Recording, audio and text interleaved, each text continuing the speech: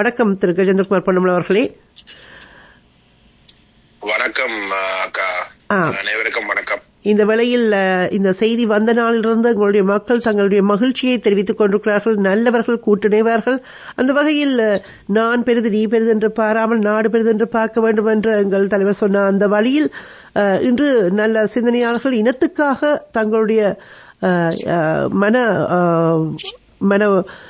என்ன சொல்வது, அவர்களுடைய ஈகோக்களை விட்டு வருகிறார்கள் என்பதை விட இனத்துக்காக ஒன்றுபட வேண்டிய ஒரு தேவையை உணர்ந்திருக்கின்றார்கள் சிலர்.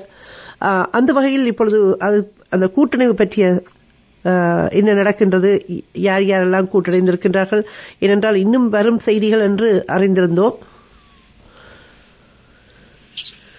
இல்ல, நாங்கள் உங்களுக்கு தெரியும், இந்த கடந்த பாராளுமன்ற தேர்தலுக்கு பிறகு விசேஷமாக அனுரகுமார திசாநாயக்க இந்த ஒற்றையாட்சி ஐக்கிய ராஜ்ய அரசியலமைப்பு யோசனைகளை கொண்டு வரப்போவதாக உத்தியோகபூர்வமாக அறிவித்திருந்த ஒரு சூழலிலே அதை நாங்கள் நிச்சயமாக எதிர்க்க வேணும் என்ற ஒரு தேவை ஏற்பட்ட நிலையிலேயும் பாராளுமன்ற தேர்தலுக்கு பிறகு எந்த ஒரு கட்சிக்கும் அறுதி பெரும்பான்மை வடகிழக்கிலே தமிழ் மக்களை பிரதிநிதித்துவப்படுத்துகின்ற உறுப்பினர் மட்டத்திலே எந்த ஒரு கட்சிக்கும் இல்லாமல் இருந்த பின்னணியில நாங்கள் பாராளுமன்றத்திலே ஒரு அறுதி பெரும்பான்மை ஏற்படுத்துறதுக்கு தமிழரசு கட்சியில இருக்கக்கூடிய 8 பாராளுமன்ற உறுப்பினர்களையும் ஜனநாயக தமிழ் தேசிய கூட்டணியுடைய ஒரு பாராளுமன்ற உறுப்பினரும் தமிழ் தேசிய மக்கள் முன்னணியுடைய நானும் பேச்சுவார்த்தைகளை ஈடுபட எங்களுடைய ஏற்பாட்டிலே இல்லாட்டி எங்களுடைய அந்த முயற்சியிலே நாங்கள் ஆரம்பித்தார்கள். ஆனால் துரதிருஷ்டவசமாக தமிழரசு கட்சி சுமந்திரன் அதனுடைய செயலாளராக நியமிக்கப்பட்ட அடுத்த நிமிஷமே அந்த பேச்சுவார்த்தையிலிருந்து விலகிக் கொண்டார்கள். அவர்கள் ஒரு பக்கம் தமிழரசு கட்சி இப்போதைக்கு இந்த பேச்சுவார்த்தையில ஈடுபட வேண்டிய தேவையில்லை என்றால் அரசாங்கம் ஒரு புதிய அரசியலமைப்பு சம்பந்தமாக ஆக்கப்பூர்வமாக எந்த ஒரு நடவடிக்கையும் எடுக்கவில்லை. அவை எடுக்கின்ற கட்டத்துல தமிழரசு கட்சி தீர்மானிக்கும். ஆனால் இப்போதைக்கு தேவையில்லை என்றும், ஆனால் இப்போதைக்கு அரசாங்கத்துக்கு அழுத்தம் கொடுக்கறதுக்கு இந்த அரசியலமைப்பு விஷயம் சம்பந்தமாக நடவடிக்கை எடுக்கிறதுக்கு அழுத்தம் கொடுக்கறதுக்கு தான் இப்போதைக்கு தேவை என்று ஒன்றுக்கு ஒன்று முரண்பட்ட கருத்துக்களை தெரிவித்து விலகினவை.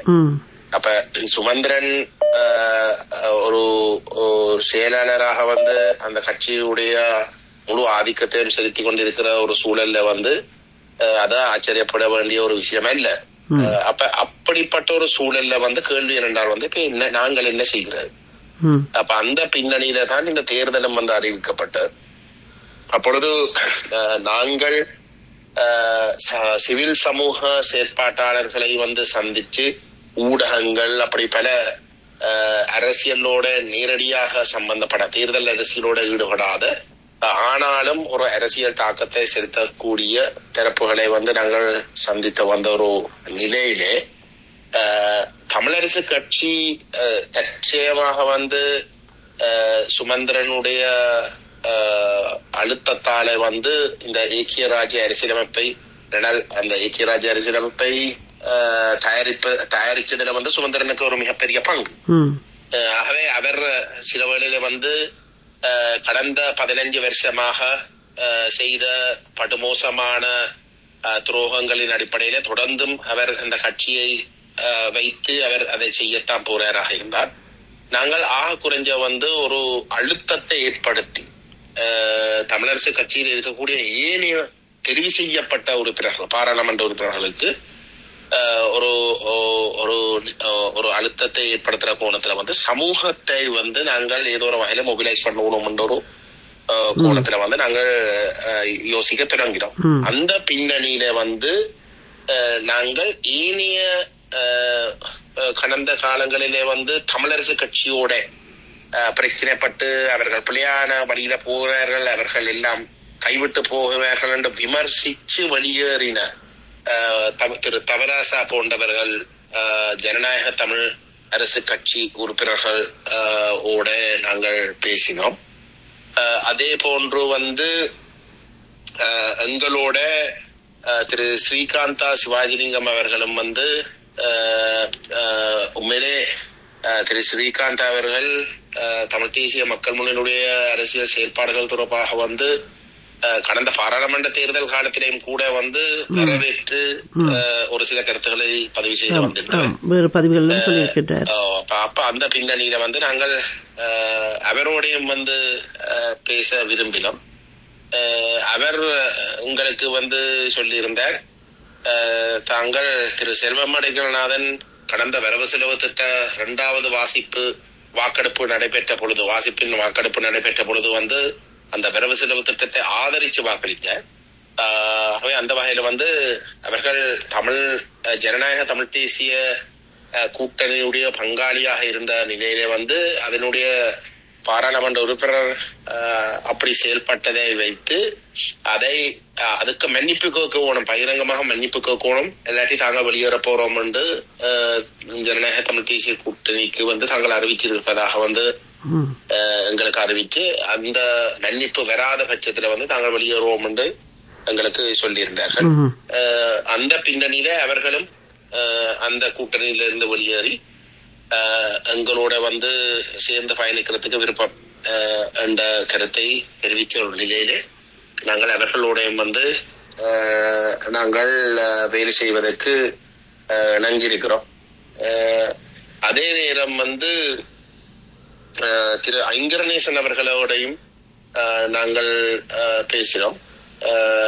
அவரும் திரு தவராசா அவர்களோடு கடந்த பாராளுமன்ற தேர்தலில் ஒன்றாக செயல்பட்டபடியினால் திரு தவராசா அவர்கள் தமிழரசு கட்சியுடைய செயல்பாடுகள் மிகவும் பிழை, சுமந்திரன் மிகவும் பிழை என்ற கருத்துக்களை தெரிவித்து தமிழரசு கட்சியோட ஆரம்ப கொள்கைகளுக்கு துரோகம் அளிக்கிறதாக குற்றச்சாட்டித்தான் வெளியேறினார். அப்படியாக இருந்தால் நாங்கள் உண்மையிலே கூட்டமைப்புல இருந்து 2010 வெளியேறின அதே குற்றச்சாட்டுகளை தான் அவரும் முன்வைத்திருந்தார். ஆகவே அவரோடு சேர்ந்து கடந்த பாராளுமன்ற தேர்தலில் திரு ஐங்கரநேசன் பசுமை இயக்கத்துடைய தலைவராக வந்து இயங்கினபடியால் வந்து நாங்கள் ஐங்கரநேசன் அவர்களுடையும் வந்து நாங்கள் பேசினோம். அதே போன்று திரு சரவணபவன் அவர்களோடையும் வந்து நாங்கள் தொடர்படுத்த முயற்சினாங்கள். ஆனா அவரோடைய தொடர்படுத்த முடியவில்லை. ஆகவே இந்த அடிப்படையில தான் இப்போதைக்கு வந்து இந்த உள்ளூராட்சி தேர்தலுக்கு நாங்கள் அணி சேர்ந்திருக்கிறோம். ஆனா இதுல ஒன்றை சொல்லணும் வந்து அனைவருக்கும் வந்து நாங்கள் முன்வைத்த நிபந்தனை வந்து கொள்கை. நாங்க தெளிவாக சொல்லியிருந்தோம் வந்து தமிழ் மக்கள் பேரவையுடைய தீர்வு திட்டத்தை தான் நாங்கள் குறைஞ்சபட்சம் முன்னெடுப்போம். அதை இன்னும் பலப்படுத்துறதாக இருந்தால் எங்களுக்கு எந்த விதமான பிரச்சனையும் கிடையாது. ஆனால் தமிழ் மக்கள் பேரவையினுடைய தீர்வு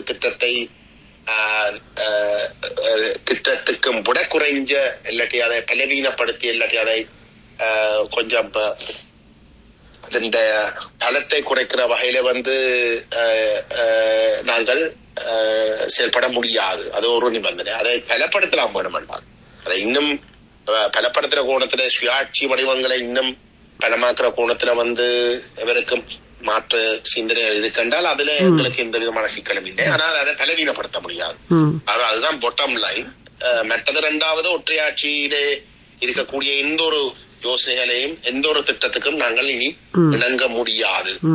விசேஷமாக 13ஆம் திருத்தத்தை ஒரு ஆரம்ப புள்ளியாக கூட நாங்கள் ஏற்க முடியாது. அதை நாங்கள் நிராகரிக்கணும். அதே போன்று ஏக்கிய ராஜ்ய இந்த யோசனைகளையும் அடியோட நிராகரிக்கணும் என்ற நிபந்தனையில போட்டு அதற்கு அதே மனப்பூர்வமாக வந்து இணங்கி இருக்கிற ஒரு சூழல்ல தான் இந்த முறை இந்த சைக்கிள் சின்னத்திலே போட்டி போடுறதுக்கு நாங்களும் அவர்களோட பயணிக்கிறதுக்கு இணங்கி இருக்கிறோம். இந்த சைக்கிள் சின்னத்தில் திரு கஜேந்திரகுமார் நான் சொல்ல மறந்த நான் வந்து திரு அருந்தோபாலன் அவர்கள் அவர் அரசியலிருந்து உண்மையிலே ஒதுங்கி இருந்தவர். அவர் எந்த ஒரு கட்சியையும் வந்து அவர் உருவாக்கவில்லை. அவர் ஒரு கூடுதலாக ஒரு சிவில் சமூக செயற்பாட்டாளராகத்தான் கடந்த ஒரு வருஷத்துக்கு மேல கிட்டத்தட்ட 2 வருஷமாக வந்து இயங்கிக் கொண்டிருக்கிறார். போன பாராளுமன்ற தேர்தலையும் வந்து அவர் கிட்டத்தட்ட ஒதுங்கி இருந்தவர்.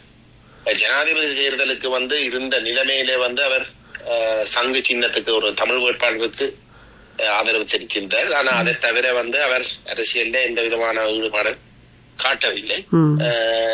இந்த முறை அவராகவே விரும்பி எங்களோட கதைச்சு தன்னை பொறுத்தவரையிலே எங்களை மட்டும்தான் தான் அப்படியே இந்த உள்ளூராட்சி தேர்தல்ல ஏதோ ஒரு வகையில தனக்கு தெரிஞ்ச நல்ல நபர்கள் வழிகாட்டுறதாக இருந்தால் அது எங்களோட மட்டும் சேர்றதுக்கு தான் தன்னால ஆலோசிக்க முடியும் என்ற அடிப்படையில எங்களோட வேலை செய்ய விரும்புகிறவர், விசேஷமாக சாவச்சேரி, ஆனால் மற்ற இடங்கள்ல கூட. அப்ப அவரையும் நாங்கள் மனப்பூர்வமாக இணங்கினோம். இது ஆரம்பத்திலிருந்தே நாங்கள் சொல்லுகின்ற விஷயம் சிவாதினேக்கா, நாங்கள் கொள்கை விஷயத்துல மட்டும்தான் மிகவும் இறுக்கம். மற்ற விஷயங்கள்ல நாங்கள் கணிசமான விட்டு கொடுப்பலை நாங்கள் செய்ய தயார். நீங்கள் இந்த தேர்தல் நாமினேஷன்ஸ் ஃபைல் பண்ணதுக்கு பிறகு நீங்களே அறிஞ்சு கொள்வீங்கள் எப்படி நாங்கள் அந்த விட்டுப்போர்களை செய்திருக்கிறோம். எங்களுக்கு இந்த கொள்கை விஷயம் தான் மிகவும் முக்கியம். அதுல நாங்கள் எந்த விதமான விட்டுக் கொடுப்பும் செய்ய தயாரில்லை. அதை ஏற்று எங்களோட பயணிக்க தயாரானவர்கள் அவர்களுக்கு மற்ற விஷயங்கள்ல இந்த அளவு தூரத்துக்கு நாங்கள் அவர்களோட இணைஞ்சு போவோம் என்றதை அவர்களே விளங்கிக் கொள்வார்கள். உண்மையில் அந்த கொள்கையை முன்னிறுத்தி நான் பெரிதென்ற ஒரு எண்ணம் இல்லாமல் மிகவும் தாழ்மையாக அவர்கள் வீடுகள் சென்று, எல்லோருடைய வீடுகள், அதாவது மற்றவர்கள் வீடுகள் சென்று நீங்கள் கதவு தட்டிய பொழுதே எங்களுடைய மக்கள் மிகவும் மகிழ்ந்தார்கள். அதே போல் இப்பொழுது தமிழரசு கட்சியில் சுஞானம் செய்தவர்கள் சில நல்ல விடயங்களை உங்களை பற்றி சொல்லியிருந்தார்கள். சில மக்கள் அவர்கள் நல்ல ஒரு சிந்தனையை வைத்திருந்தார்கள். அதன் அடிப்படையில் கடந்த வாரம் நாங்கள் இங்கே அவரை அழைத்திருந்தோம் காற்றலைக்கு. அவரிடம் நாங்கள் சுமந்திரனுடைய பல குற்றச்சாட்டுகளை நாங்கள் சொன்ன பொழுது அவர் அதை நீங்கள் அவரிடம் தான் கேட்க வேண்டும் என்று சொல்லியிருந்தார். நீங்கள் என்னிடம் கேட்க முடியாது என்று அவர் தன்னுடைய நல்ல கருத்துக்களை சொல்லிவிட்டு, அது அப்பப்போ ஒரு இடத்தில் நாங்கள் கேட்டோம், கட்சி வேறு கொள்கை வேறா, கட்சியா கொள்கையா என்றால் நீங்கள் என்ன முடிவெடுப்பீர்கள் என்று அவர் இரண்டும் இரு கண்கள் என்று சொல்லியிருந்தார்.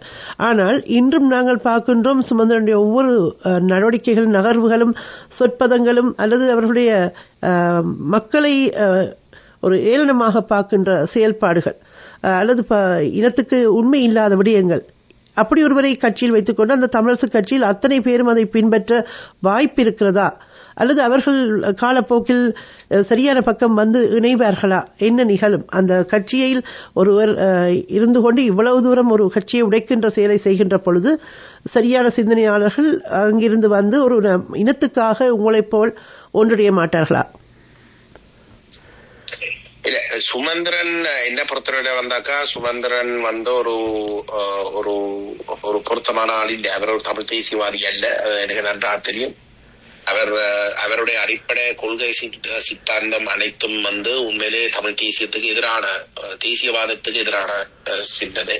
அவர் ஒரு லிபரல்வாதி. அவர் தமிழரசு கட்சிக்குள்ளே ஒரு வேட்பாளராக இல்லாட்டி ஒரு உறுப்பினராக கொண்டு சேர்த்ததே ரணில் விக்ரமசிங்கம். அவர் 2010 UNP-உடைய தேசிய பட்டியலில் வரை இருந்தவர். ஆனால் மஹிந்த ராஜபக்ச ஆட்சியில் இருந்தார். மஹிந்த ராஜபக்ச உடைய ஆட்சியை ஏதோ ஒரு வகையில கவுக்கிறதாக இருந்தால் தமிழ் தேசியத்தை ஏதோ ஒரு வகையில கண்ட்ரோல் பண்ணணும் என்ற ஒரு சிந்தனை இந்த சர்வதேச இந்த என்ன சொல்ற சர்வதேச சமூக மட்டத்தில இருந்த, விசேஷமா இந்த மேற்கத்திய இந்திய தூர மட்டத்தில கடும் தமிழ் தேசியவாதம் உச்சரிப்பது மஹிந்த ராஜபக்சக்கு உதவும் என்ற ஒரு கருத்து அவை மட்டத்துல இருந்தது. ஆகவே சுமந்திரன் ஒரு லிபரல்வாதி. அவரை தமிழரசு கட்சிக்குள்ள இல்லாட்டி தமிழ் தேசிய கூட்டமைக்குள்ள உள்வாங்கி அவர் அந்த கொள்கை விஷயங்களை கையாளுறதுக்குரிய பொறுப்பை அவரிடம் கொடுத்து அதை கட்டுப்படுத்துறதுக்கு தான் அவர் உண்மையிலே இதுக்குள்ளே உள்வாங்கப்பட்டவர். அந்த கருத்துகள் நாங்கள் தமிழரசு கூட்டமைப்புல இருந்து வெளியேறுவதற்கு முன்பது அந்த தேர்தல் 2010 பொது தேர்தல் அறிவிக்கப்பட்டு அந்த தேர்தல்ல இந்த கொள்கை ரீதியான முரண்பாடுகள் பேசப்பட்ட கொண்டு இருந்த காலகட்டத்தில எங்களுக்கு தெரிய வந்த விஷயங்கள். ஆகவே சுமந்திரன் இன்றைக்கு இந்த கட்சியை இந்த தேர்தலுக்கு பிறகு அவர் மிகவும் ஒரு என்ன சொல்ற ஒரு ஆக்கப்பூர்வமாக மக்களால் நிராகரிக்கப்பட்டதாக சொல்லக்கூடிய ஒரு சூழ்நிலையும் கூட அவர் அந்த மக்களுடைய அந்த சிந்தனையை ஏற்று அதுக்கேற்ப அவர் கட்சியை வழிநடத்துறதுக்கு தயாரில்லை. மாறாக அவர் தன்னுடைய அந்த வழங்கப்பட்ட நிகழ்ச்சிகளை தான் அவர் தொடர்ந்தும் கொண்டு போறதுக்கு இருக்கிறார். அது தமிழரசு கட்சி தான் முடிவெடுக்கும். அது வேற எவரும் செய்ய முடியாது. துரதிர்ஷ்டவசமாக தமிழரசு கட்சி எங்களை பொறுத்தவரையில ஒரு பாரம்பரியமுடைய ஒரு கட்சி. நாங்கள் மாற்று ஒரு கட்சியாக இருந்தாலும் கூட தமிழரசு கட்சி ஒரு வரலாறு இருக்கின்றது. தமிழ் தேசியவாதத்தின் நாங்கள் இன்றைக்கு பேசுகின்ற தமிழ் தேசியவாத என்ற விடயத்தினுடைய முக்கியமான மையமாக இருந்த ஒரு கட்சி. ஆனால் துரதிர்ஷ்டவசமாக இன்றைக்கு நாங்கள் இன்றைக்கு தமிழ் தேசியவாதம் என்று சொல்லுகின்ற மிக முக்கியமான அந்த கொள்கை நிலப்பாட்டுக்கு நேர்மாறாக செயல்படுகின்ற ஒரு தலைமைத்துவத்தை கொண்ட ஒரு கட்சியாகத்தான் அது இருக்கின்றது. ஆகவே மக்கள் விசேஷமாக தமிழரசு கட்சிக்கு ஒரு அழுத்தத்தை கொடுத்து அவர்களுக்கு என்ன பொறுத்தவரை இருப்பு பிரச்சனை உருவாக்காமல் தமிழரசு கட்சி சுமந்திரன் போன்றவர்களை கட்டுப்படுத்த முடியாமல் இருக்க போகின்றது. ஆகவே பொதுமக்கள் தான் அந்த அழுத்தத்தை ஏற்படுத்தணும். பொதுமக்கள் அந்த அழுத்தத்தை ஏற்படுத்துறதாக இருந்தால் கடந்த தேர்தலில் தமிழரசு கட்சிக்கு கிடைத்த பாரிய பின்னடைவு, விசேஷமாக வடமாகாணத்துல அவர்களுக்கு கிடைத்த பாரிய தோல்வி கூட இன்றைக்கு வடகிழக்கிலையும் தமிழரசு கட்சிக்கு அதை தெளிவாக அந்த பாடத்தை கொடுக்கணும். அப்படி ஒரு நெருக்கடியை ஏற்படுத்தாமல் இந்த மாற்றங்கள் நடக்க போறது இல்லை. இன்றைக்கு நீங்க பாத்தீங்கன்னா திரு சுமந்திரன் தமிழரசு கட்சியிலே இருக்கக்கூடிய தேசியத்தை பலப்படுத்தக்கூடிய அல்லது தேசியவாதத்தை வலியுறுத்தக்கூடிய ஆட்கள் அனைத்து தரப்புகளையும் ஓரம் கட்டிருக்கிறார். அதான் நடந்திருக்கு. இன்றைக்கு தமிழ் தேசியத்தை பற்றி பேசுற நிலைமையே கூட ஒரு மிக பிள்ளையாக ஒரு ஆபத்தான ஒரு விஷயம் கட்சியில தொடர்ந்து இருக்கிறதுக்கு ஒரு ஆபத்தான ஒரு நிலைமை என்ற ஒரு நிலைமையை உருவாக்கி இருக்கிறார். ஆகவே இதுக்கு பிறகும் தமிழ் மக்கள் ஏதோ தமிழரசு கட்சி அந்த ஆரம்ப தமிழரசு கட்சியை கனவில கண்டு இன்றைக்கு அதே தமிழரசு கட்சி தான் என்று நினைப்பது உண்மையிலே முட்டாள்தனம். மாறாக அது ஒரு சரியான ஆபத்தான ஒரு நிலைமை. மக்கள் அதை முழங்கிக் கொள்ளும். இந்த இடத்துல அதுக்காக தமிழரசு கட்சியை நாங்கள் அழிப்போம் என்று சொல்ல வரையில்லை. ஆனால் அது அந்த ஆரம்ப கட்டத்துல உருவாக்கப்பட்ட தமிழரசு கட்சி அண்ட இது எப்படி தலைவர் தேசிய தலைவர் தமிழ் தேசிய கூட்டமைப்பை உருவாக்கி 2010க்கு பிறகு தமிழ் தேசிய கூட்டமைப்பு தலைவர் உருவாக்கின கொள்கைக்கு நேர்மாறாக செயல்பட்டதோ அதே போன்றுதான் தமிழரசு கட்சியும் செயல்படும். உண்மையே தமிழரசு கட்சி தான் அந்த தமிழ் தேசிய கூட்டமைப்போட கொள்கை மாற்றத்துக்கு பிரதான காரணமாக இருந்தது. அவைத்தான் தமிழ் தேசிய கூட்டமைப்பிலேயே பிரதான கட்சியா இருந்தது. ஆகவே அவை பிள்ளையான பாதையில போகபடி கிட்டபடியாதான் கூட்டமைப்பு ஒட்டுமொத்த கூட்டமைப்பை பிள்ளையான பாதையில போகபடி கிட்டும். கூட்டமைப்பை மக்கள் நிராகரிச்சிருக்கிறோம். இப்ப தமிழரசு கட்சி என்ற ஒரு கனவுல ஒரு சிலர் தொடர்ந்து இருக்கிறோம். அது கணிசமாக மாறி இருக்கு. வடக்க பொறுத்தவரையில நினைக்கிறேன் மக்கள் கணிசமாக தெளிவடைஞ்சிருக்கிறோம். இந்த உள்ளூராட்சி தேர்தலையும் அதை இன்னும் தெளிவாக வெளிவரும். இந்த உள்ளூராட்சி தேர்தலில் எப்படி தமிழர்களுடைய பலம் வெளிப்பட போகிறது என்றால் இன்னும் இந்த அர்ச்சுனா போன்றவர்கள் அல்லது இன்னும் அந்த குழப்ப அரசியலை செய்கின்றவர்களும் இருக்கின்றார்கள். இவர்கள் மத்தியில் தமிழ் தேசிய வாக்குகள், தமிழர்களுக்கான வாக்குகள், தமிழர்களுடைய வாக்குகள் இந்த உள்ளூராட்சி தேர்தல் பலமாக குவிந்த நிலையில் வருவதற்கான வாய்ப்புகள் உருவாகி இருக்கின்றனவா அல்லது போன தேர்தல் போல் சிதைவுற வாய்ப்புண்டா? இத்தனை எவ்வாறான தமிழ் தேசிய அணிகளாக தனியாக எல்லாம் போட்டியிடுகின்ற நிலையில் உண்மையான தமிழ் தேசியத்தை முன்னிறுத்தி கொள்கையை முன்வைத்து பயணிக்கின்ற உங்களுடைய கூட்டணி எத்தகைய வலுநிலையை எய்தி இருக்கின்றது?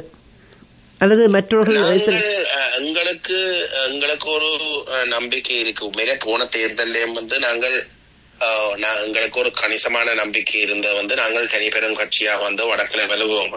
துரதிர்ஷ்டவசமாக இந்த மெட்ட தரப்புகள் உண்மையிலே தமிழ் தேசியத்தை நிராகரிக்கிற தமிழ் தேசிய பேரை பாவிச்சு இயங்குகிற தமிழரசு கட்சி, இந்த EPRLF இப்படியான தரப்புகளுடைய செயல்பாடுகளால ஒட்டுமொத்த தமிழ் தேசிய நிலப்பாட்டை வலியுறுத்துகின்ற கட்சிகளுக்கு மக்கள் பாடம் படிக்க என்ற ஒரு முடிவுக்கு வந்த துரதிர்ஷ்டவசமாக எங்களை அவர்கள் வேறுபடுத்தி பெரிய அளவுல பார்க்க எல்லாரும் தான் ஒன்று என்ற அடிப்படையில் அதையும் கூட ஒரு முனைப்பாக பரப்புரையாக செய்திருந்தார்கள்.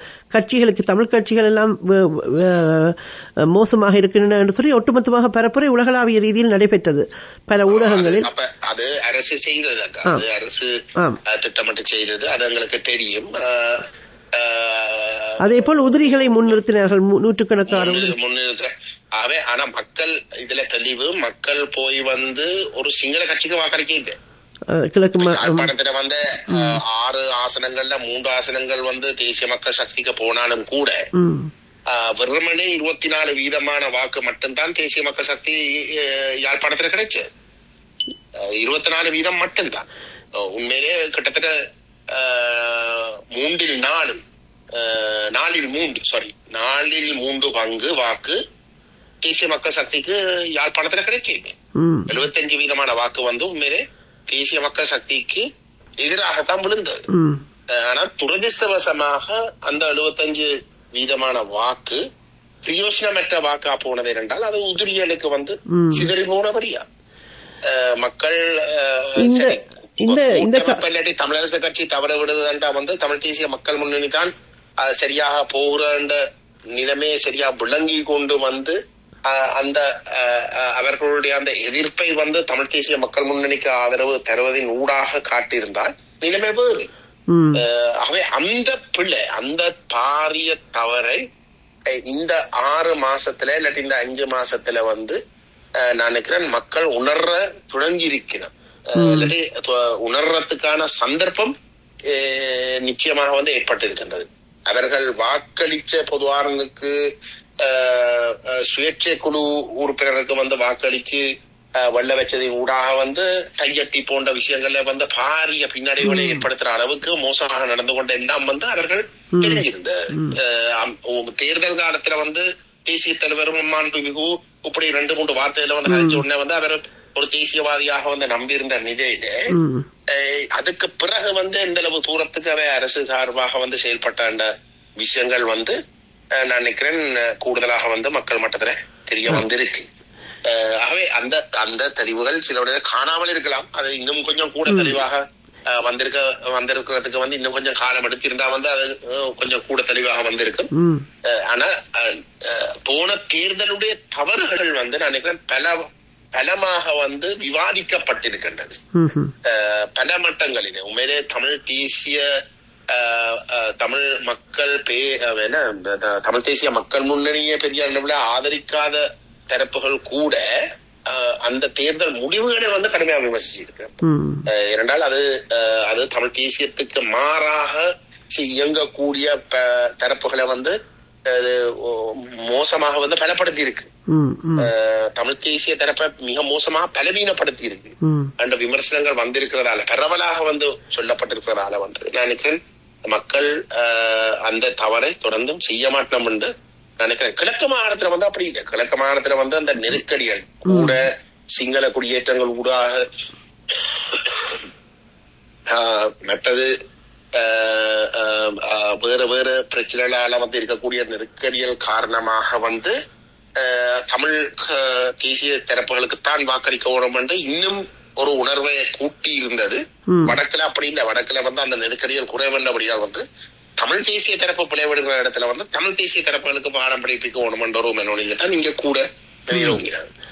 ஆனா அதன் மோசமான விளைவுகளை அவர்கள் உணர தொடங்கி இருப்பார்கள் என்று நான் நினைக்கிறேன். இப்பொழுது பார்த்தீர்கள் என்றால் இந்த பட்லந்த படுகொலை பற்றி பேசப்படுகின்ற காலத்தில் எங்களுக்கு நடந்த இத்தனை காலம் நடைபெற்ற அத்தனை இனப்படுகொலைகளும் பேச தயாரில்லை, அது பற்றிய விசாரணைக்கு கூட தயாரில்லை என்று இருக்கின்ற அரசு தொடர்ச்சியாக நடைபெறுகின்ற காணி நில அபகரிப்புக்கு எதிராக போராடுகின்றவர்களுக்கு பல்வேறு நெருக்கடிகள்,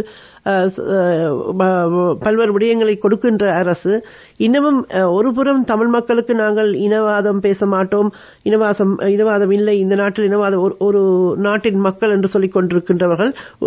ஆனால் அதே நேரம் தொடர்ச்சியாக சிங்கள பௌத்தமயமாக்கலில் மிகவும் அக்கறையோடு முனைப்போடு செய்யப்பட்டுக் கொண்டிருப்பதை பார்க்கக்கூடியதாக இருக்கின்றது. உங்களுடைய பாராளுமன்ற உரைகள் பலவற்றிலும் பல உண்மைகளை வெளிப்படையாக பேசியிருக்கிறீர்கள். இது சிங்கள மக்களை மட்டுமல்ல உலக மக்களையும் விழிப்பூட்டுகின்ற வகையில் இருக்கின்றது. இந்த இடத்தில்தான் தமிழ் மக்கள் போன தேர்தல் செய்த தவறுகளை கடந்து இந்த தேர்தலில் ஓரளவுக்கு அவர்கள் அதிகமாக இந்த உண்மையை உணர்ந்து வர வாய்ப்புண்டா? ஏனென்றால் இந்த தேர்தலில் நாங்கள் மீண்டும் அந்த தவறை இழைத்தால் எங்களுடைய இனம் அது இன்னும் பெரும் பாரிய படுகொலியில் நாங்கள் வீழ்ந்து விடுவோம் என்ற ஒரு அச்சம் இருக்கின்றது. இது இந்த இடத்தில் எங்களுடைய மக்கள் எவ்வளவு தூரம் தெளிவு பெற்றிருக்கின்றார்கள் என்பதை நீங்கள் அவதானிக்கின்றீர்கள். அல்லது இலங்கையர்கள் ஒட்டுமொத்தமாக சிங்கள மக்களையும் சேர்த்து பார்த்தால் இந்த அரசினுடைய தவறுகளை இலங்கை வாழ்கின்ற சிங்கள மக்களும் உணர்ந்திருக்கின்றார்களா? தமிழ் மக்களுக்கு நடக்கின்ற இந்த அரசினுடைய தேர்தல் காலத்துக்கு முன்பதாகவும் தேர்தல் காலத்துல கொடுத்த வாக்குறுதிகள் எதையுமே அவர்கள் நிறைவேற்றவில்லை என்ற ஒரு பாரிய ஒரு குற்றச்சாட்டு ஒன்று பரவலாக இருக்கு. அது நிச்சயமாக வடகிழக்குல இருக்கு என்றால் வடகிழக்குல அனுரகுமார் திசாநாயக்க யாழ்ப்பாணத்துக்கும் வவுனியாவுக்கும் பேசின பொழுது இந்த அரசியல் கைதிகளை விடுவிப்பதாக சொல்லியிருந்த, காணிகளை விடுவிக்கிறதாக சொல்லியிருந்த. அப்ப அப்படிப்பட்ட ஒரு நிலையில அது எதுவுமே நடக்கல. போன தேர்தல் பாராளுமன்ற தேர்தல் நடைபெறுகின்ற பொழுது அவர்கள் ஒரு ரோட் அச்சுவேலியிலிருந்து நான் நினைக்கிறேன் தொண்டமனார் கருத்துறை அந்த இல்ல அச்சுவேலியிலிருந்து பலாலி வரைக்கும் முடிய ரோட்டை கொஞ்சம் ஒரு கூடிய காலகட்டத்துக்கு திறந்ததாக சொன்னாங்க. இதுவரைக்கும் மக்களுடைய பாவனைக்கு விடவில்லை. அதே போன்று ஒரு கேம்ப் ஒன்றை தாங்கள் விடுவிச்சதாக அறிவிச்சார்கள். அப்பட்டமான போய் அந்த கேம்பை இன்றைக்கு கூட விடவில்லை. ஆகவே இது எல்லாமே சும்மா வார்த்தைகள் மட்டும்தான் என்ற விடயம் தெளிவாக வந்திருக்கு. பயங்கரவாத தடுப்பு சட்டத்தை நீக்கி அதுக்கு பதிலாக எந்த ஒரு சட்டம் தேவையில்லை என்று சொன்னவர்கள் இன்றைக்கு பயங்கரவாத தடுப்பு சட்டத்தை நீக்கவே முடியாது, அது சில மாற்றங்கள் செய்து ஒரு புது சட்டத்தை கொண்டு வருமே தவிர நாங்கள் அப்படி ஒட்டுமொத்தமாக அதை நீக்க போறது இல்லை என்று பின்வாங்கியிருக்கிறார்கள். அப்ப எல்லா பக்கத்துல தமிழ் மக்களுக்கு தேவைப்பட ஒரு சர்வதேச குற்றவியல் விசாரணை என்றதுக்கு இடமே இல்லை. நீதிமன்ற விசாரணைக்கு முன்னாலே எவரையும் நிறுத்த போறது இல்லை என்ற கருத்தை சொல்லியிருப்பேன். அப்ப தமிழ் மக்களுக்கு அரசியல் தீர்வு விஷயத்துல அப்படி தமிழ் மக்களுக்கு ஒரு இன பிரச்சனை கிடையாது. அது இனவாத செயற்பாடுகள் கடந்த காலங்களில் இருந்த அது தாங்கள் இனிமேலும் விட போறது இல்லை. அப்படிப்பட்ட ஒரு நிலையில தமிழருக்கு எந்த விதமான பிரச்சனையும் கிடையாது. தமிழ் மக்கள் சுயாட்சியை கேட்கவில்லை, தமிழ் மக்கள் தாயம் என்ற கதைக்கு இல்லை. அப்படி கதைக்கு இருந்தா தங்களுக்கு வாக்களிச்சிருக்க மாட்டோம். ஆகவே அந்த பிள்ளையான தரப்புகள் அகற்றப்பட்ட உடனே தமிழ் மக்களுக்கு ஒரு பிரச்சனையும் இல்லை என்ற ஒரு கருத்தை தான் சொல்றாங்களே தவிர தமிழ் மக்களுக்கு ஒரு பிரச்சனை ரீதியான ஒரு நிரந்தர தீர்வுண்டா அத்தியாவசியம் என்ற கருத்துக்கு இடமே கொடுக்கிறாங்க இல்லை. தமிழ் மக்களுக்கு தேவைப்படுகின்ற அனைத்து விஷயங்களையும் அவர்கள் முற்றிலும் நிராகரித்து செயல்படுகின்றார்கள் தான் உண்மை. தெற்கிலையும் நினைக்கிறேன் கணிசமாக அவர்களுடைய பொருளாதார ரீதியாக கொடுத்த வாக்குறுதிகள் அனைத்துமே அவர்கள் பின்வாங்கி இருக்கிறார்கள். இன்றைக்கு முழுக்க IMF உடைய ரணில் விக்ரமசிங்க அரசாங்கம் காலத்திலே செய்த அனைத்து செயல்பாடுகளையும் தான் அவர்கள் முன்னெடுத்துக் கொண்டிருக்கிறார்கள். அதுல இருந்து ஒரு துளி கூட ஒரு சின்ன ஒரு அங்குலம் கூட அவர்கள் திருப்பி சரியான பாதை அவை காட்டுற சரியான பாதைக்கு கொண்டு போறதாக இல்லை. மாறாக அவ இன்னும் அந்த ரணில் விக்ரமசிங்கருடைய பாதை இன்னும் வேகமாக முன்னுக்கு கொண்டு போறதுக்கு பற்றி தான் யோசிக்கிறோம். இந்த பட்ஜெட்டை எடுத்துக்கொண்டாலும் கூட இந்த பட்ஜெட்ல ரணில் விக்ரமசிங்க காலத்துல கணிசமாக ரிட்டையர், அதாவது ஓய்வு பெற்ற மக்களுடைய சேமிப்புகளை டாக்ஸ் பண்ணது ஒரு பாரிய ஒரு குற்றச்சாட்டா இருந்தது. அதை திருத்தறதுக்கு எந்த விதமான செயல்பாடுகளை அவர்கள் இந்த அரசாங்கம் எடுத்ததாக இல்லை. மாறாக இப்ப வித்ஹோல்டிங் டாக்ஸ் என்ற விஷயத்தை 5% இருந்த வித்ஹோல்டிங் டாக்ஸை 10% கூட்டிருக்கார்கள். ஆகவே அது இன்னும் உண்மையிலே ஓய்வு பெற்ற மக்களுக்குத்தான் அந்த பாதிப்புகள் கூட. அதுவும் வடகிழக்கை பொறுத்தவரையில அந்த பாதிப்பு இன்னும் கூட. என்னென்றால் எங்களுடைய சேமிப்புகள் அனைத்தும் நாங்கள் பிக்ஸ்ட் டெபாசிட் ஊடாகத்தான் நாங்கள் கூடுதலாக வைக்கிறோம். எங்களுக்கு இன்வெஸ்ட்மெண்ட் இந்த கோணத்துல இங்க வடகிழக்குல இந்த இன்வெஸ்ட்மெண்ட்ஸுக்குரிய வாய்ப்புகள் மிகவும் குறைவு. தெற்குல மாதிரி இல்லை. ஆகவே நாங்கள் எங்களோட மக்கள் கூடுதலாக பிக்ஸ்ட் டெபாசிட்ஸ துறக்கிறது தான் அவர்களுடைய வேலையாக இருந்திருக்கு. ஆகவே அதால அவர்கள் இன்னும் பாதிக்கப்பட போயிடும். ஆகவே இது எல்லாமே நாங்கள் பார்த்தால் சும்மா ஒரு கதைகள் மட்டும்தான். இன்றைக்கும் கூட இந்த 5 மாசத்துக்குள்ள இந்த பாராளுமன்ற தேர்தலுக்கு பிறகு இந்த அரசாங்கம் நடந்து கொள்ற விதத்தை பார்த்தா அவர்கள் எதிர்கட்சியில இருந்து கொண்டு கதைக்கிற அரசாங்கத்துக்கு சொல்ற குற்றச்சாட்டுகளை தான் எதிர்கட்சிகளுக்கு அவர்கள் குற்றச்சாட்டுகளை முன்வைக்கிறார்.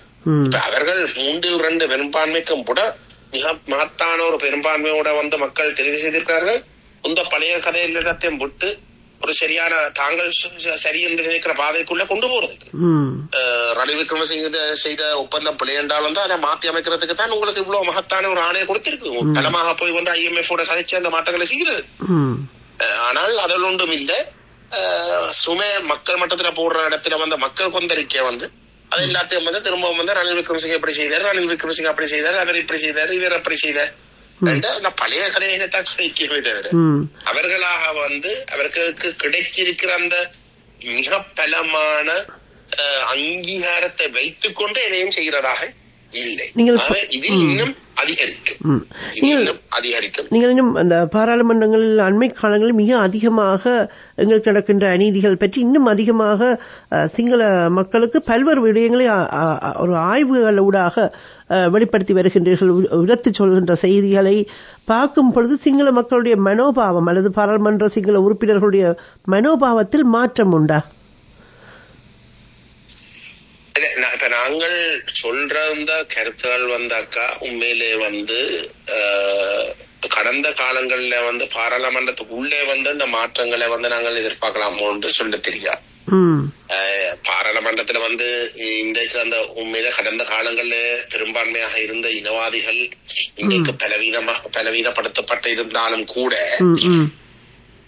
இன்றைக்கு ஜேவிபி உடைய தலைமையில தேசிய மக்கள் சக்தி வந்திருந்தாலும் கூட ஜேவிபியை இந்த செயல்பாடுகளை ஆதரிச்சதானே கடந்த காலம். அவர்களும் இன்னொரு விதமாக மூடி போட்ட இனவாதிகளாகத்தான் இருக்கின்றார்கள். அப்ப அப்படிப்பட்ட ஒரு சூழல்ல இன்றைக்கு அப்படி இருந்தாலும் கடந்த காலங்கள இதே நிலப்பாடுகளை தீவிரமாக ஆதரிச்சிருந்தாலும் யுத்த தீர்வு கொண்டை விரும்பி இருந்து அதைத்தான் கட்டாயம் செய்ய வேணும் என்று மிக தீவிரமாக ராஜபக்சவுக்கு அழுத்தம் கொடுத்த ஒரு வரலாறு இருந்தாலும் கூட இன்றைக்கு அவர்கள் சொல்லி தாங்கள் அந்த காலம் வேற இப்ப இனவாதத்துக்கு இடமே இல்லை, அது இதெல்லாம் நல்ல வடிவா கதைக்கிறதா இருந்தால் சிஸ்டம் சேஞ்ச் அவசியம், சிஸ்டம் சேஞ்ச் தான் நாங்கள் செய்ய போறோம் என்று எல்லாம் கதைக்கிறமா இருந்தால் அப்ப தமிழரை பொறுத்தவரை அந்த சிஸ்டம் சேஞ்ச் ஒற்றையாட்சி என்று கடந்த காலங்களில் இனவாதிகள் சொல்ல வேண்டாம், நீங்களும் ஒற்றையாட்சி என்று சொல்லிடாதே. அப்படின்னா அதுவும் ஒரே சிஸ்டம் தானே. இனவாதிகள் பயங்கரவாத சட்டத்தை நீக்க முடியாதுன்னு சொன்னா நீங்களும் அதே கருத்தை சொல்லி சிஸ்டம் சேஞ்ச பற்றி கதைக்கிறாரு. அரசியல் கைதிகளோடு விடுவிக்கலாண்டு இனவாதிகள் சொல்ல நீங்கள் அதே நிலப்பாட்டை சொல்லி இந்த சிஸ்டம் சேஞ்சுக்கு சொல்லிடா. நாங்கள் செய்யறது என்னென்றால் இந்த தகவலை வச்சுக்கொண்டு இன்றைக்கு இருக்கக்கூடிய அந்த இனவாதிகள் என்று இதையே சொல்ற தரப்புகள் உருவாக்கி இருக்கிற அந்த யதார்த்தத்தை காட்டி நீங்கள் எப்படி இதை மாத்த போறீங்க, எந்த அளவு தூரத்துக்கு நீங்கள் அவர்கள் செய்த அந்த இனவாதத்திலிருந்து விலக போறீர்கள், அதுதான் இப்ப கேட்கிறீர்கள். அது உலக பொறிமுறைகளூடாக மாற்றம் பெறுமோ இல்லையோ சர்வதேச பரப்பில் அது ஒரு அதிர்வலைகளை ஏற்படுத்த வேண்டும். அதற்கு புலம்பெயர்ந்த மக்கள் உழைக்க வேண்டும், நிறைவே உழைக்க வேண்டும். உங்களுடைய எதிரொலியாக அதை எடுத்துச் செல்ல வேண்டும் என்பது ஒரு விடயம். இப்பொழுது உறவுகள் காத்திருக்கின்றார்கள், அவர்களுடைய கேள்விகளை எடுத்து வருவோம் உங்களுடைய அனுமதியோடு. சரி, இந்த வேளையில் இணைந்திருக்கின்ற உறவுகளை இணைத்துக் கொள்கின்றேன். காற்றையில் வணக்கம் கேடா நிகழ்ச்சியோடு இணைந்திருக்கின்றீர்கள். வணக்கம். வணக்கம் சிவதனி. வணக்கம் சோமசுந்தரம் ஐயா. வணக்கம் தம்பி குமார். வணக்கம். என்ன சொல்லி சொன்னால், முதல்ல காலம் கனிந்திருக்கிறது. அந்த சந்தர்ப்பத்தை தமிழ் தேசிய மக்கள் முன்னணி பயன்படுத்தி இருக்கிறது. இது பாராட்டப்பட வேண்டிய மட்டுமல்ல, காலத்தின் கட்டாயமும் கூட. கொள்கையில இருந்து இறங்கி வராமல் ஒரு நெகிழ்வு போக்க சாதுரியமாக கடைபிடித்து அதனூடாக இன்றைக்கு குறிப்பாக மக்கள் பார்வையிலே கணிக்கக்கூடியவர்களாக, தமிழ் தேசிய மக்கள் முன்னணிக்கு அப்பால் கணிக்கக்கூடியவர்களாக இருக்கும் ஸ்ரீகாந்தா, அருந்தோபாலன், அங்கர்நேசன், தவராஜா, ஜிவாஜிலிங்கம் ஆகியோர் உள்வாங்கப்படுவதை புலம்பெயர் தமிழ் உறவுகள் இந்த மிகவும் விரும்புகிறார்கள். அதைத்தான் அவை வரவேற்கிறோம். அது மட்டுமல்ல, எதிர்வரும் உள்ளூராட்சி தேர்தலில் இணைந்து பயணிப்பது எங்களுக்கு ஒரு ஒரு தன்னம்பிக்கை, இல்லாட்டி ஒரு உறுதியை தரக்கூடிய, நம்பிக்கை தரக்கூடிய விஷயமாக அமையும் என்று சொல்லிச்சேன்னா, எதிர்கால வரையும் 16க்கு மேற்பட்ட ஆண்டுகளாக கொள்கையில் உதவியாக இருந்த தமிழ் தேசிய மக்கள் முன்னணியை நாங்கள் நினைக்க கூடாது குமார். அதாவது மக்கள் ஏதோ ஒரு வகையில மயக்கத்தின் காரணமும் ஒரு ஏற்கக்கூடிய காரணம் என்று சொல்லிச்சா, வாழ வேண்டும். கொடும் யுத்தத்துக்கு முகம் கொடுத்த மக்களுக்கு வாழ வேண்டும் என்ற ஒரு நப்பாது. அந்த மக்கள் அந்த எண்ணத்தை புரிந்து கொண்டு எதிரி என்ன செய்கிறான், அவர்களுக்கான அபிவிருத்தி, அது அடிப்படை வசதி எல்லாத்தையும் செய்து கொண்டு அவங்களை விலைக்கு வாங்குற தன்மை. இந்த மாயையிலிருந்து மக்கள் விடுபடுறதுக்கு சிறிது காலம் செல்லும். இப்ப உணரக்கூடிய நிலைக்கு எங்கள் மக்கள் வந்திருக்கிறார்கள். அதுவும் பாராட்டக்கூடியது. ஜோதிலிங்கம் ஐயா போன்றவர்கள் என்ன குற்றச்சாட்டு, என்ன தமிழ் தேசிய மக்கள் முன்னணிக்கு இவர்கள் பிடிச்ச பிடிலேயே நிற்கிறாங்க, இறங்கி வர்றாங்க இல்லையா என்று சொல்லி இப்ப இறங்கி வந்திருக்கிறார்கள். கொள்கையில விட்டு கொடுக்காம இறங்கி வந்திருக்கிறார்கள். ஜோதிலிங்கம் ஐயாவும் இப்ப அந்த ஸ்ரீகாந்தா போன்று தமிழ் தேசிய மக்கள் முன்னணி இணைந்து கொண்டால் அதுவும் வரவேற்கத்தக்கது. மற்றது என்னன்னு சொல்லிச்சோன்னா, இந்த கொள்கையிலிருந்து விடுபவர்கள் எப்போதுமே இனத்தின் விடுதலைக்கு ஆபத்தானவர்கள்.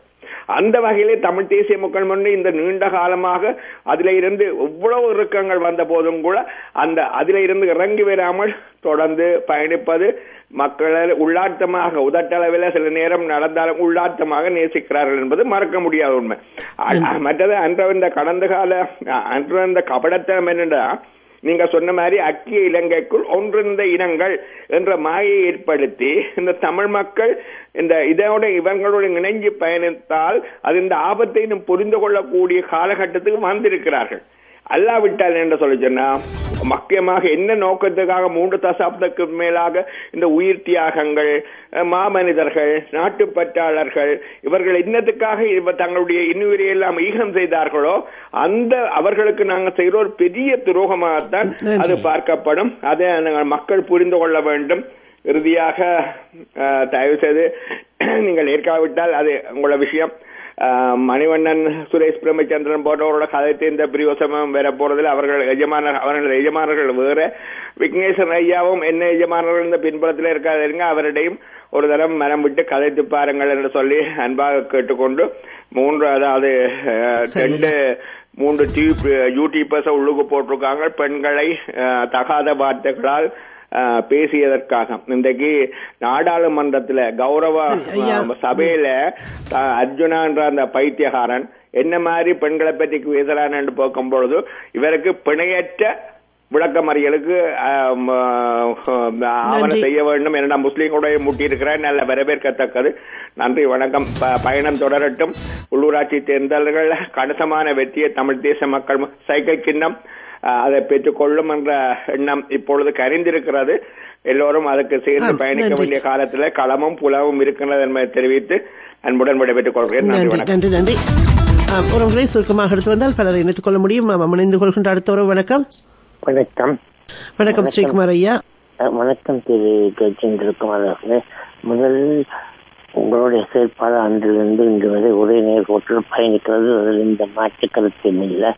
அது மக்கள் புரிந்து கொண்டு செய்யப்படுகிறது. என்னுடைய ஒரே ஒரு கேள்வி என்னதான் என்றால், தற்போதுள்ள உள்ளூராட்சி தேர்தல்களில் இந்த விகிதாசாரத்தின் அடிப்படையில் எவ்வாறு நாங்கள் இந்த அனுரா கட்சியினர் இதுக்குள்ள வந்து கோலோச்சுவதை தடுப்பதற்கான வியூகங்கள் எவ்வாறு வகைகின்ற விவகார தேவைகள் தன்னை உங்களுக்கு தெளிவாக தெரியும். எவ்வளவு எத்தனை வீதம் கட்சிகளுக்கும் எத்தனை வீதம் எத்தனை வாக்குகள் பெற்றால் அவர்கள் பெறக்கூடிய சாத்தியங்கள் எல்லாம் இருக்கின்றது என்பது விவசாய இதில் உங்களுக்கு தெளிவாக அதை தடுப்பதற்கு எவ்வாறு வேட்பாளர்கள் நடத்துவீர்களா அல்லது இதற்கான மாற்று வாய்ப்பு என்ன செய்வீர்களாக கேட்டு வாய்ப்புக்கு நன்றி. வணக்கம்.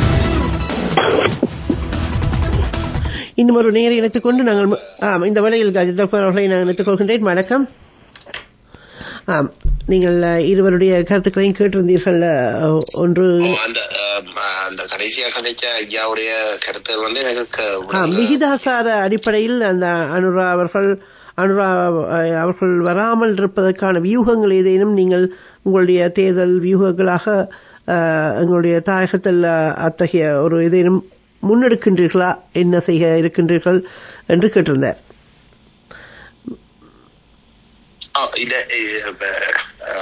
சோமசுந்தரம் ஐயா சொன்ன கருத்துகளோட வந்து நான் மீனதிகமா ஒன்றும் சொல்றதுக்கு இல்ல. அதை நான் முழுமையா உள்வாங்குறேன். அதில் ஒரு விடயம் அவர் சோமசுந்தரம் ஐயா சொல்லியிருந்தார், விக்னேஸ்வரன் ஐயாவோட மற்றது சங்கு சின்ன அந்த கூட்டணியோட சேர முடியுமா என்று கேட்டிருந்தார்.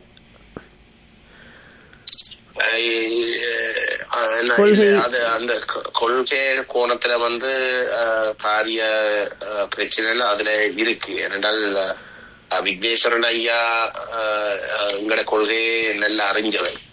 இதுவரைக்கும் வந்து அந்த கொள்கை சம்பந்தப்பட்ட விஷயங்கள் தொடர்பாக எந்த விதமான கருத்துக்களையும் வந்து தெரிவிக்கல. மாறாக வந்து ரணில் விக்ரமசிங்க ஆட்சியின் காலத்துல வந்து நிபந்தனை இல்லாத ஆதரவை வந்து ரணில் விக்ரமசிங்க கொடுக்கறதுக்கு பெரிய அளவுல வந்து அவர் கருத்துக்களை தெரிவித்திருந்தார். அந்த நிலைப்பாட்டில இருந்து இதுவரைக்கும் வந்து அவர்கள் மாறின மாதிரி எதுவும் இல்லை. அவருக்கு கீழே மான் சின்னத்துல வந்து இன்றைக்கு அவர் நேரடியாக போட்டியிடாவிட்டாலும் வந்து அவருடைய மான் சின்னம் வந்து அவருடைய சின்னம். மான் சின்னம் கடந்த காலங்கள்ல வந்து அந்த சின்னத்துல வந்து இன்றைக்கு போட்டியிடுறவர்கள் வந்து இபிடிபியோட எல்லாம் சேர்ந்து பயணிச்ச நபர்கள். அவையோட வந்து ஒரு தெளிவான ஒரு மாற்றம் அவண்ட பக்கத்துல இருந்து வந்து தெரியாமல் இருக்கிற இடத்துல நாங்கள் அவர்களோட வந்து சேர்ற பற்றி வந்து சிந்திக்கிறதுக்குரிய ஒரு நேரத்துல நாங்கள் இப்போதைக்கு இல்லை. சங்க சின்னம் பற்றி கேட்டிருந்தார் ஐயா. சங்க சின்னத்துல வந்து உண்மையிலே திரு செல்வம் அடிகநாதன் உடைய தலைமையில வந்து இயங்குற ஒரு அமைப்பண்ட வகையில வந்து நாங்கள் ஏற்கனவே வந்து நாங்கள் பேச்சுவார்த்தைகளை நடத்தி கொண்டு இருந்த ஒரு நிலையிலே தான் அதே ஜனநாயக தமிழ் தேசிய கூட்டணி வந்து எங்களை தவிர்ந்த மெட்ட கட்சிகள் இபிடிபிய கூப்பிட்டவர். இபிடிபியில இருந்த இந்த என்ன பேர் அவருக்கு சந்திரகாந்தனா அந்த பழைய மையப்படுத்தி செயல்படுற ஒரு நபர். அப்படிப்பட்ட பலரை வந்து கூப்பிட்டு கூட்டணி உருவாக்குறதுக்குரிய ஒரு முயற்சி எடுத்தவன். நாங்கள் ஏற்கனவே பேசிக்கொண்டிருந்தோம். தமிழரசு கட்சியோடையும் ஜனநாயக தமிழ் தேசிய கூட்டணியோடையும் வந்து பாராளுமன்றத்துல வந்து இந்த அரசாங்கம் கொண்டு வர இருக்கிற அரசியலமைப்பு தொடர்பாக வந்து அதை கையாளுறதுக்குரிய ஒரு பொது புள்ளியில சந்திக்கிறதுக்குரிய ஒரு முயற்சிகள் நடைபெற்று கொண்டிருந்த ஒரு சூழலிலே தான் எங்களை விட்டு இபிடிபியை கூட சேர்க்கலாம் என்று சொல்லி அவர்கள் 9 மாட்டு தரப்புகளை கூட்டி பேச்சுவார்த்தை நடத்தினர். ஆகவே அப்படிப்பட்ட ஒரு நிலையில வந்து அவர்கள் தான் எங்களை நிராகரிச்சது. சங்க சின்னத்தில் இருக்கின்ற இதர கட்சிகளுடைய நிலைப்பாடுகள் எவ்வாறு இருந்தன?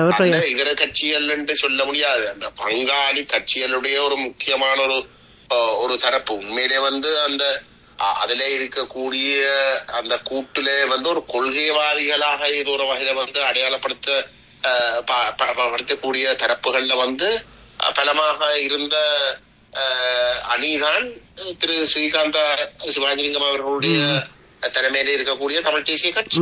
அவைதான் எங்களோட வந்து இன்றைக்கு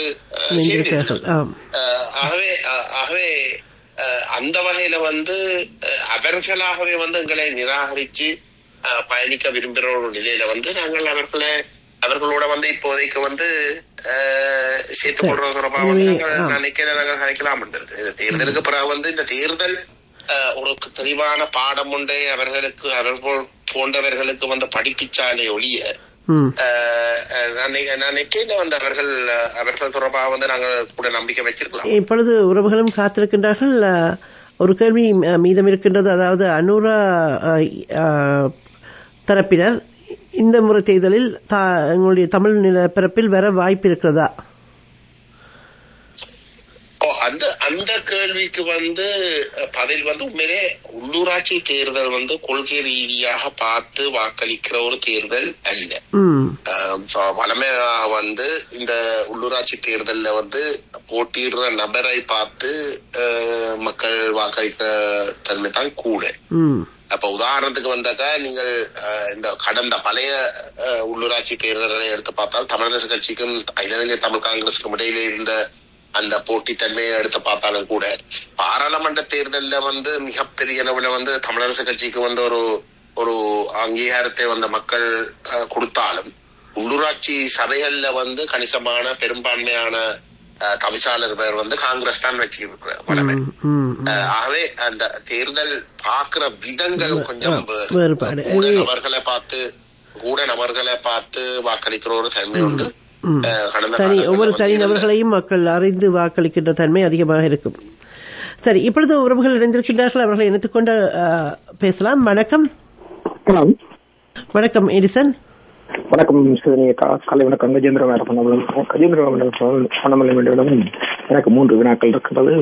கஜேந்திர பண்ணமல்லி என்று கேட்டால் இன்னைக்கு வந்து போர் முடிஞ்சு கிட்டத்தட்ட 16 வருடங்கள் ஆகின்றது. 16 வருடங்களில் வந்து தமிழ் கட்சிகள் வந்து இலங்கை அரசாங்கத்திடம் எந்த விதமான ஒரு தீர்வையுமே நாங்கள் பெறுவதற்கான ஒரு முடிவும் இன்னும் எட்டப்படவில்லை. என்று கேட்டால் இரண்டாவது வந்து திட்டங்கள் தீர்வு திட்டங்கள் பெறுவதற்கான திட்டங்கள் எதுவும் இன்றைக்கு வந்து எல்லா கட்சிகளும் வந்து இன்றைக்கு இப்படி பிரிஞ்சு நிற்கிறார்கள். இப்ப இவர்களை வந்து நீங்கள் உள்ளூராட்சி தேர்தலில் வந்து ஒன்றுங்கிணைச்சது வந்து உண்மையில் ஒரு மொழிச்சி தரக்கூடிய விடயம். ஆனால் இவர்கள் வந்து ஒரு நாங்கள் வந்து எல்லாரும் சொல்லுங்கள் ஒரு குடையின் கீழ் என்றுதான் எல்லாரும் பயிர்க்கணும் என்ற தமிழர்களுக்கு என்ன தீர்வு வேணும்ன்றது இந்த புரிதல் இல்லாமே அங்குள்ள மிச்ச இதர அரசியல் கட்சிகளும் வந்து பயணிக்கிறார்கள். இவரை எண்ணத்துக்கு அன்றைய இப்ப இவர்களை வந்து புலம்பெயர் தமிழர்கள் வந்து இனம் கண்டு வச்சிருக்கின்றார்கள். என்று கேட்டால் தமிழர்களுக்கு இதுதான் தீர்வு. இன்றைக்கு தமிழ் தாயத்தில் உள்ள மக்கள் வந்து இடையே புரிஞ்சு கொள்ளாமல் இருக்கின்றார்கள். முதலாவதுகள். இரண்டாவது என்ன வந்து இன்றைக்கு இந்த கிளிநொச்சி மாவட்டத்துல வந்து இன்றைக்கு ஒரு காணிகள் வந்து நிறைய விடுவிக்கப்படாமலும் இந்த பொண்ணு காணிகளே இருக்கிறது. இது சம்பந்தமா நீங்கள் இப்போ கிட்டத்தட்ட 3 மாசத்துக்கு முன்னாடி ஒரு கழிச்சிருந்தீங்க. அந்த 1948ஆம் ஆண்டுல இருந்து இலங்கை அரசாங்கத்தினால் கொடுக்கப்பட்ட காணிகள் வந்து நிறைய காணிகள் வந்து கணவரம் நிறைய இடங்கள்ல வந்து அந்த காணிகள் வந்து பெர்மிட் காணிகளாகவே இருக்கின்றது. மற்றது வந்து கிளிநொச்சியில் உள்ள ஒரு டிஎஸ் ஆபீஸுக்கு போனால் ஒரு சேவை வழங்குறதுக்கு இது சம்பந்தமான வந்து நாங்கள் போன வாரம் ஸ்ரீதரன் எம்பி அவர்களிடம் இந்த கேள்வி எழுப்பியிருந்தனால் இதுக்கான பதில் வந்து எங்களுக்கு சரியாக தெளிவாக கிடைக்கவில்லை. இதில் வந்து நீங்கள் இதற்கான ஒரு கடினமான முடிவை எடுப்பீர்களா என்று ஒரு சேவை ஒன்றை வழங்குவதற்காக நாங்கள் போயிருந்தால் கிளிநொச்சி டிஎஸ் ஆபீஸ்ல வந்து கிழமையில் ஒரு நாள் தான் அவர்களுக்கான சேவையை வழங்குகிறார்கள் கிளிநொச்சி டிஎஸ் ஆபீஸ். அப்ப இந்த வடிவத்தில் வந்து இவர் அங்குள்ள பாராளுமன்ற உறுப்பினர்கள் என்ன செய்கின்றார்கள் என்று சொல்லி எங்களுக்கு இது ஒரு சரியான வேதனையை கொடுத்தது. இதுக்கான ஒரு விளக்கத்தினை நீங்கள் தயவு செய்து இதுக்கான கடினமான ஒரு முடிவை எங்களை தரணும். நன்றி, வணக்கம். நன்றி. இன்னும் ஒரு நேரை முனைத்துக் கொண்டு பேசலாமா? அந்த அண்ணன் கேட்ட ஒன்றும் எனக்கு விளங்க இல்லை. அதாவது அவர் கேட்டிருந்தார், நிர்வாக சிக்கல்கள் கிளிநொச்சி மாவட்டத்தில் இருக்கின்றன, காவல் நீக்க வேண்டிய தேவைகள் இருக்கின்றன, அதே போல் இந்த தீர்வு திட்டங்கள் விடயத்தில் கட்சிகள் ஒன்று சேராத நிலைமை, இவை எல்லாற்றையும் மாதங்களை சொல்லியிருந்தார். கடந்த வாரம் இங்கே ஸ்ரீதரன் அவர்கள் வந்த பொழுது அவரிடம் கேட்கப்பட்ட பொழுது அவரும் அந்த பதில் சொல்லவில்லை. ஏன் இந்த நிர்வாக சிக்கல்கள் இருக்கின்றன என்று. ஆகவே அந்த வகையில் அதற்கு எதிரும் விடை சொல்லப் போகிறீர்களா? கிளிநொச்சி மாவட்டத்தில் இப்பொழுது காவல் நீக்க வேண்டி இருக்கின்றது, காணிகள் அபகரிக்கப்பட்டிருக்கின்றன, தமிழ் மக்களுடைய நிலங்கள் இன்னமும் தமிழ் மக்கள் கைகளுக்கு கிடைக்கவில்லை, இவை போன்ற விடயங்கள் நீங்கள் பொதுவாக பேசி வருகிறீர்கள் என்பதை அவர் அறிவார். அதே நேரம் இந்த நிர்வாக நீண்ட நேரம் வரிசையில் காத்திருக்க வேண்டிய விடயமாக இருக்கின்றது. ஒவ்வொரு நிர்வாக விடயமும் சிக்கலாக இருக்கின்றது, தமிழ் மக்களுக்கு சவாலாக இருக்கின்றது என்று சொல்லியிருந்தார். எனவே நான் நினைக்கின்றேன் அது அதிகாரங்களை கொடுத்துவிட்டு பேச வேண்டிய கேள்விகளும் இருக்கிறது. அடுத்த ஒரு நீரை முனைத்துக் கொண்டு நீங்கள் அதற்கும் சேர்த்து விடைய சொல்லலாமா? வணக்கம். வணக்கம், நான் கமல் கதைக்கிறேன். வணக்கம் அண்ணா. வணக்கம். என்னென்றால் நான் ஒரு கேள்வி என்னென்றால், ஒரு ராணுவ முகாம் வந்து உரிமையாளர்கிட்ட துப்பாக்கி முனையில வச்சு உரிமையாளர்கிட்ட இருந்து கையெழுத்து வேண்டி அந்த ராணுவ முகாம் இருக்கு. அதை நீங்க எல்லாம் வழக்கு செய்கிறீர்கள் நினைக்கிறேன். இடம் தேவையில்லை. நான் சேர்ந்து உங்களோட நினைக்கிறேன். அதை எப்படி மீட்கலாமா மீட்க முடியாதா, என்ன நடக்கும் அதுக்கு? மற்றது அவ வயது போனவ அவ கூட்டிக் கொண்டே விரட்டி கையெழுத்த வேண்டிட்டாங்க. அது ஒரு இது. மற்ற ரெண்டாவது வந்து இந்த திசமகாவிகார வந்து இருக்குத்தானே தையிட்டி, அது ஒரு தகவலா தாரணும் உங்களுக்கு. அதுல வந்து அதை சொல்ற தேவ நம்பிய தீசன் அவர் வந்து அவர்கிட்ட வரலாறு நாங்க கண்டுபிடிச்சு வச்சிருக்கோம். அவர் யாருன்னு சொன்னா அவர் வந்து அசோக சக்கரவர்த்தியின் பேர் தான் தேவ நம்பிய தீசன். அவர்கிட்ட மகள் 2 பேர் தான் வந்தது, சங்கமித்தையும் மகிந்தி 2 பேர். அப்ப இது வந்து அந்த வரலாறு இதை சொல்ற வரலாற்றுக்கும் அதுக்கும் தொடர்பு இல்லை. அதுக்கான ஆதாரங்கள் எல்லாம் இருக்கு, எடுத்து வச்சிருக்கோம். நன்றியா, நன்றி, வணக்கம். நன்றி. எனவே அந்த ராணுவ முகாம், ஒரு தமிழர்களுடைய நிலங்கள் ராணுவ அச்சுறுத்தி எடுக்கப்பட்டிருக்கிற ராணுவ முகாம் பற்றி நீங்கள் குரல் கொடுத்திருக்கின்றீர்கள். இது பற்றிய வழக்கை நீங்கள் கையாளுகின்றீர்கள் என்று கேட்டிருந்தார் ஒரு கேள்வி. அடுத்து இந்த தேவநம்பிய தீசன் பற்றிய விடயங்கள், வரலாற்று பொய்கள் சொல்லி சொல்லப்பட்ட விடயங்களை சொல்லியிருந்தார். அந்த முதலாவது அண்ணன் கேட்ட சொன்ன கருத்தை நியாயமான நேரம் கதைத்திருக்கா நான். அதாவது நிர்வாக சிக்கல்கள் இருக்கின்றன, முடியாமல் இருக்கு. நிர்வாக சிக்கல் அது என்ன அவர் சரியா சொல்ல வந்த வந்து கேட்க முடியல, வந்து சரியா மங்கி போயிருந்தாரு. அப்ப அவர் மன்னிக்கோணும். நான் வேறொரு சந்தர்ப்பத்துல வந்து கொஞ்சம் அதை பற்றி வந்து கதைக்க விருப்பம் வந்து எனக்கு உண்மையிலே அதுக்கு பதில் சொல்ல முடியாத ஒரு நிலையில் இருக்கிறதா நான் முழங்கிக் கொண்டேன். அந்த கருத்து நிலங்கள் அவர்களுடைய கைகள் எல்லாவற்றையும் தீர்வு திட்டத்தை பற்றி சொல்லியிருந்தார். மற்றது நிலங்கள் பறிபோய் இருக்கின்ற நிலைமைகள், மற்றது நிர்வாக சிக்கல்கள் என்று 3 விடயங்களை சொல்லியிருந்தார். இப்ப அது பொதுவாக வந்து சொல்றதாக இருந்தால் வந்து நாங்கள் இந்த நிலங்கள் சம்பந்தமாகவும் பொதுவாக வந்து ஒரு என்ன சொல்ற நடைமுறையில வந்து தமிழ் தேச இருப்பை வந்து கேள்விக்குட்படுத்துகின்ற பல விஷயங்கள்ல உண்டாகத்தான் இந்த நிலங்கள் படைப்போகின்ற ஒரு விஷயம் இருக்கு. அது ஒன்று, நிலங்கள் நேரடியாக வந்து பறிக்கிற தன்மை, சிங்களமயமாக்குற தன்மை, குடியேற்றங்களை கொண்டு வாரது, இல்லாட்டி ராணுவம் என்ற பெயர்ல வந்து எடுத்து போட்டு பேர்ந்து அதுக்கு பிறகு வந்து பௌத்தமயமாக்குற கலாச்சாரத்தை மாத்துற, அது ஒரு அங்கம். ஆனால் பொருளாதாரத்தை வந்து திட்டமிட்டு அழிக்கிறது, தமிழ் மக்களுடைய இருட்டை, இப்ப உதாரணத்துக்கு வந்து கடத்தொழிலாளர்களை எடுத்து பார்த்தால் இந்திய மீனவர்களை வந்து